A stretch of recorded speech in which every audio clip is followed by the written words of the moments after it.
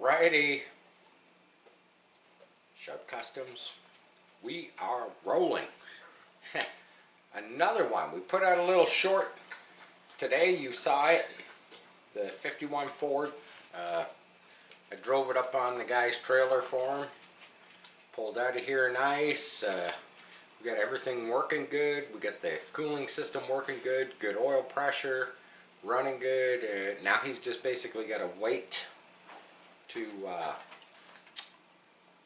basically, you know, you can't just take it to a muffler shop and say, yeah, I need an exhaust system. No, he's about a week out, so he's gonna take it, he's gonna park it, and next week sometime he's going to get the exhaust system on it, and then probably he'll stop by so I can adjust the, you know, kind of tweak it, tune it, you know. Can't really do that with the open exhaust. I can't adjust the carburetor. I can get it close, but, you know, kind of no point. It was running good. Anyhow, that's that. This is this. So you see my mess on my bench here. All of this, we got, look at, we got boxes of fasteners. We got boxes with, you know, block bearings, this, that, and the other thing. We got, you know, micro servos, regular servos. We got nuts and bolts. We got bushings. We got these. Can anybody name one of these for me? I'm not gonna tell you what it's called. So that goes. You can run a motor to a pump or something. It's got this little rubber plus thing in there. Takes up the vibration. Obviously, it spins. If anybody can tell me, it's not really a U-joint. It's more for a straight application. Pretty cool, little miniature one, like half-inch type thing. Anybody can name that? Send me a comment. I'd be interesting to know, because I know what it is. I just want to see if you guys know what it is. I have big ones too. I have, like, you know, bigger ones. I've seen those things as big as, you know, like this big around, like this big, you know, they, like I say, they run, you know, motor to pump, whatever type of thing. But yeah, we got all kinds of stuff. It's just, look at, just art. Like, here's even smaller servos, micro servos. Just, I've collected this stuff over the years. Got big servos, you know. Yeah, RC stuff. We've got the, you know, I keep these big old pill containers I get from people and keep my stuff in them. All the rod ends. All the, you know, the Amazon gifts. That's what I call them, the Amazon gifts. I even use them for, look at 5mm stuff. So basically I've got the drill bit, I've got the tap, I've got a bolt, I've got a nut. That way I know everything's in there. So if I need to drill and tap 5mm, and I have various sets like these, I just keep it together because it's so much easier than going to hunt down each little thing as you kind of need it. Like I say, with lots of fasteners. Got to get me some more of these. These are nice. They're, you know, they look like, they're nice hex bolts. They look like stainless. They're called stainless, but actually, you know what they are? They're mystery metal. That's what they are. They're mystery metal. Because they still stick to a magnet.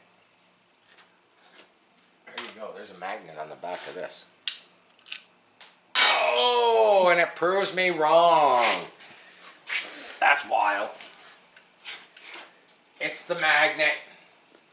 That's all I'm going to say. Here's a better magnet right here.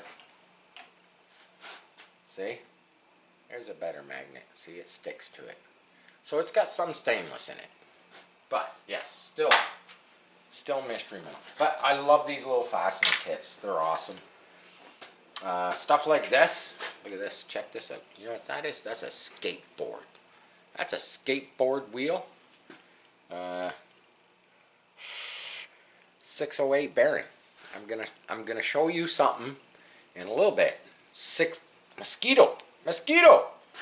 Oh, it must have been a male because it was making noise, so it's not going to sting me. So I'm told. I think that's a crock of crap, but, you know. 608 skateboard wheels. Found a whole bunch of these 608s just kind of hanging out in my stash. Another 608. Got all kinds of like bits and pieces. I love this stuff, man. I take stuff like this. I acquired a couple of these. Yeah, I hate these nitro. They're cool, they're fast, you know. Not my thing. But look at all these components, the little ball joints, all this stuff, man. I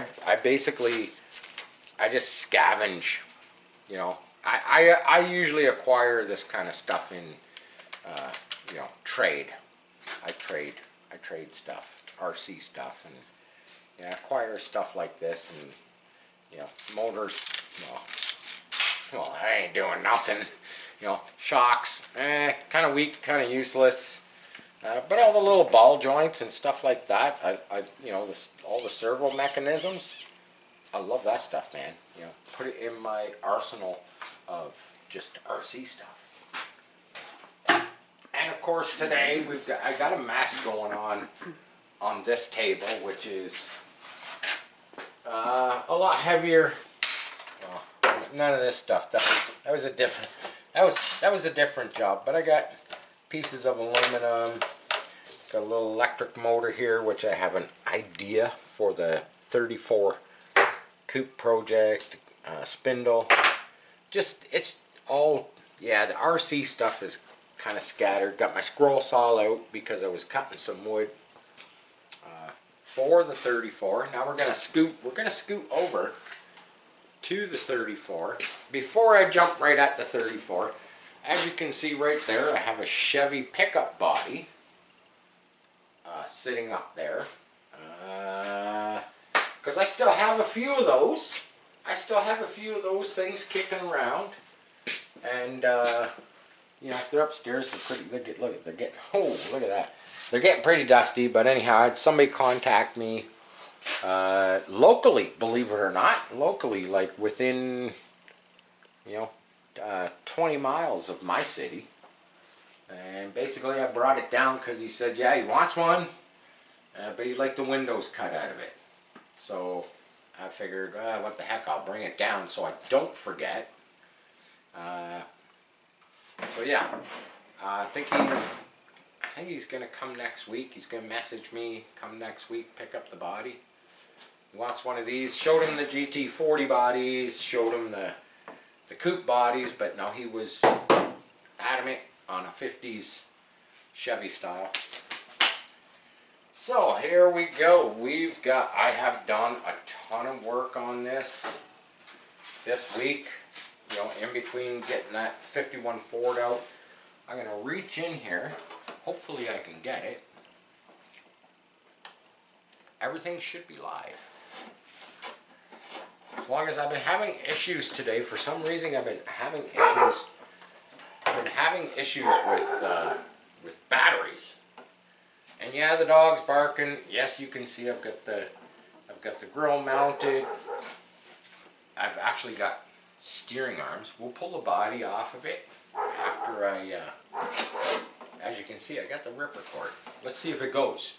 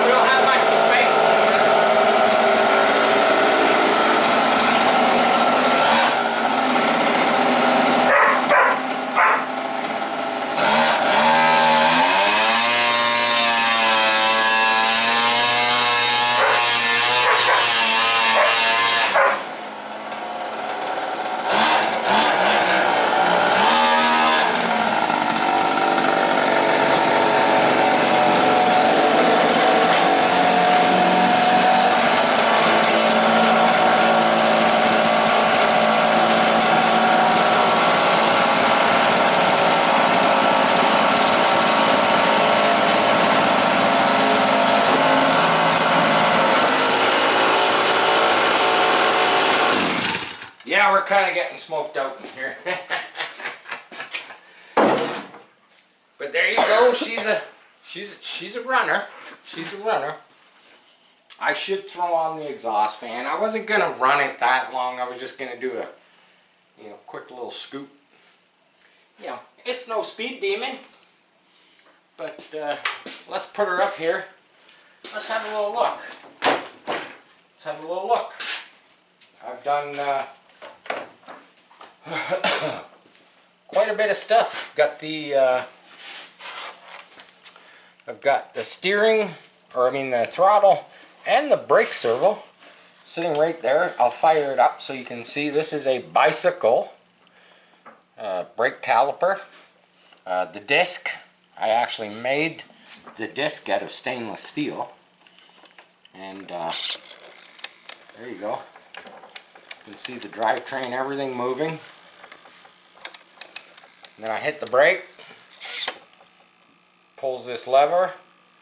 Now we have brakes. There we go. So forward is the brake. The other way, over here, when I pull it, it's pulling the carburetor, pulling the throttle. Steering, well, the steering. You got to see the steering. But yeah, did a lot of work. Got the shocks in. The rear end, I actually blew the front bearing in the pinion, and that was where the whole skateboard wheel, believe it or not, come into play, because the skateboard wheels, the bearings in them are exactly the same bearing as what's in here, and I just happen to have a shit ton of skateboard wheels kicking around here from all my son's busted skateboards. But yeah, made the plate, fabricated it for the tank. Yeah, basically a lot of fabricating. What I'm gonna say about these little cars. Everything you do on it, just look here.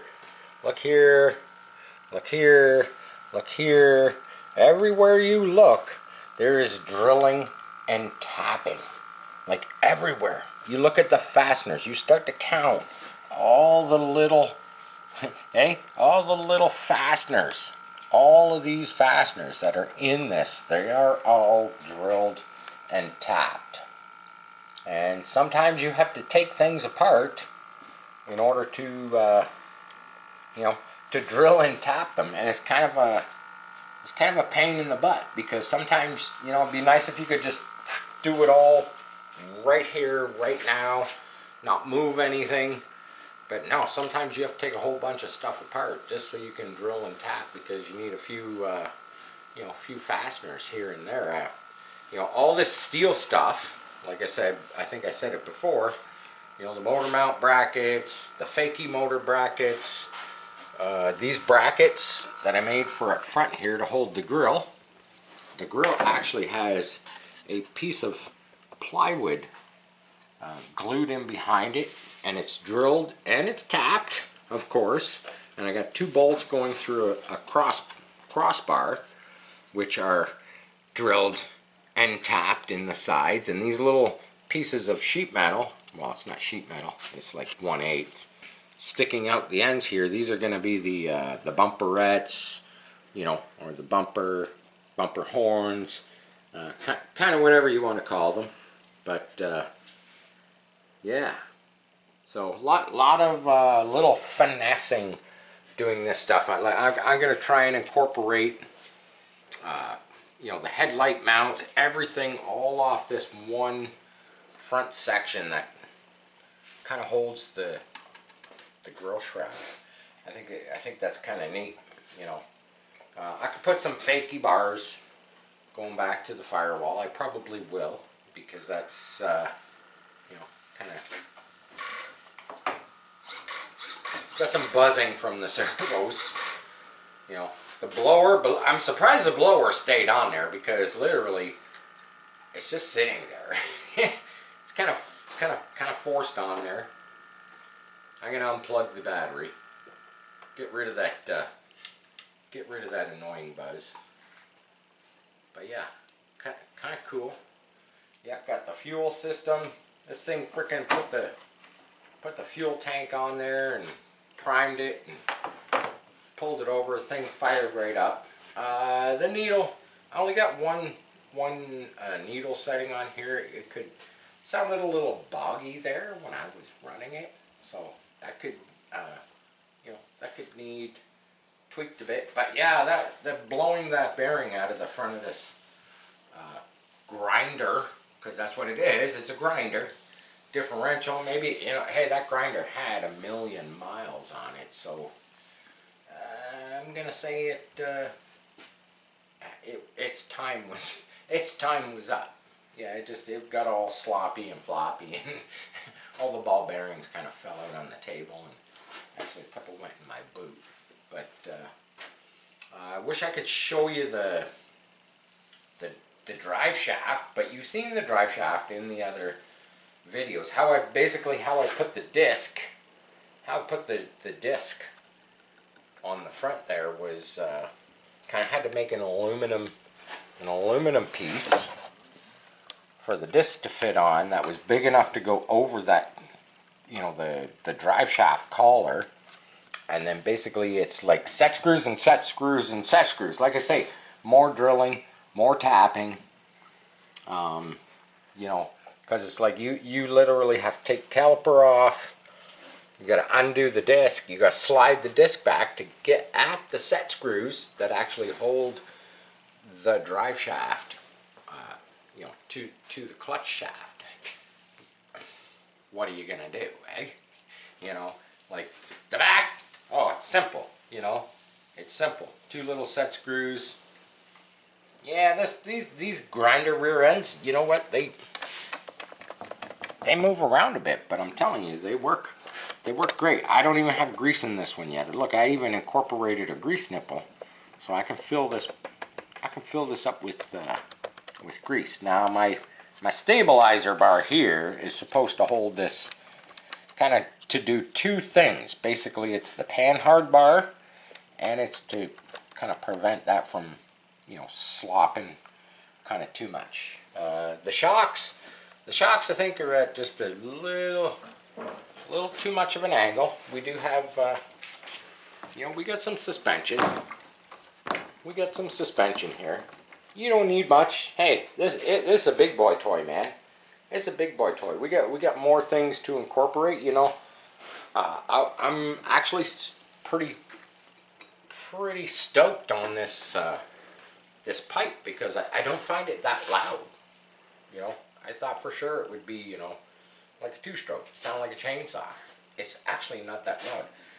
My idea was to run a tube under the axle and then create a canister packed muffler in here and run 2 little, you know, little exhaust pipes out the back. But I don't know, I might just run a pipe back, maybe split it, make it, you know, make like a dual exhaust off of one, just so it looks kind of neat sticking out behind the car. But I like the stance. Now these aren't the wheels. I actually have a bigger set of wheels. Oh, there's another thing I did.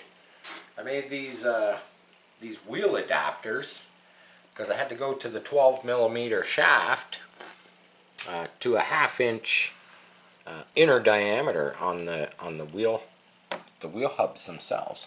So I made a little extension here. Look at more. Here, I'm going to show you. More set screws. Look at them all. Set screws, 2 on each side, or 1 on each side of the wheel hub, you know.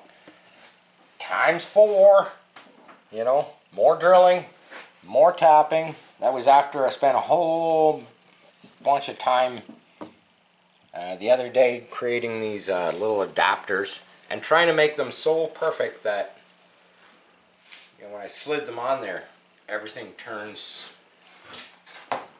Let's lift it up. Everything turns. Everything turns pretty damn true. Because that's, you know, that's kind of what you want. You want everything to run true. You know, this thing, I don't know where, I know where it's going. This thing's going across the pond to Steve Mathers. You know, gonna be a pretty bitchin' big boy toy for him. He's gonna have a one of a kind, because that's, to me, that's what it is. Yeah, okay, you know what? The frame was a you know, a produced frame, but that's really all I started with. I could have made a frame just like this one, you know. And obviously I am going to make a frame just like this one, probably for my own, because I do want to own, or I should say, I do want to have one of these hot rods in my collection. Just, you know, probably not a full fendered one. I'll do one just like this because I think it's, I think they're pretty cool. You know, big fat tires, skinnies on the front, you know, a Chevy small block up front. And I got some other, surprises coming down, you know, down the road for this project. Obviously, making the body fit better. That's not really a surprise, but there you go. I just like the, I like the look. I like the stance. I like that. I like it when the body sits on the frame like that, and it kind of makes the coupe. You know, makes it look bent right here. Makes it look bent, but it's not bent. It's not bent. It's just the stance. It's the way the body sits. But yeah, pretty bitchin', man. Once this thing gets painted, I get the motor detailed, and you know, get the windows cut out. Get a, you know, there's still a lot of detailing and whatnot to do on this little project. But you know, I'm thrashing away at it, man. It's come a lot further, a lot faster than I thought. I don't know how else to explain it, but that's kind of, you know, I just, when I get the time and the chance to just kind of go at it, that's what I do. I go at it. I pick one thing and I work on it, and then I move on to the next thing, you know. And that's kind of what I've been doing. It's like, do this, get that out of the way, do this, get that out of the way. Of course, don't forget, it has to be all taken apart yet. And all the metal bracketry and everything that I've made, that's all going to be powder coated before it gets shipped. I guess it'd be east of us, across the pond to Steve. But, you know, and there's still some more tweaking and whatnot to be done. But there you go, man. Sharp Customs. Share, like, subscribe. Oh yeah, don't forget, comment. That little thing I showed you, I'm not going to tell you what it is. I want to see who guesses it. I already pretty much know there's one dude out there that comments all the time, and he's going to get it. He's going to get it, but I want to see how many others can get it. All I'm going to give you, I'll give you a hint. It's a connection, but I'm not going to tell you what kind of a connection. But there you have it, man. Sharp Customs. Love you all. Hope you come back for the next one. I know you will. Peace. I'm out.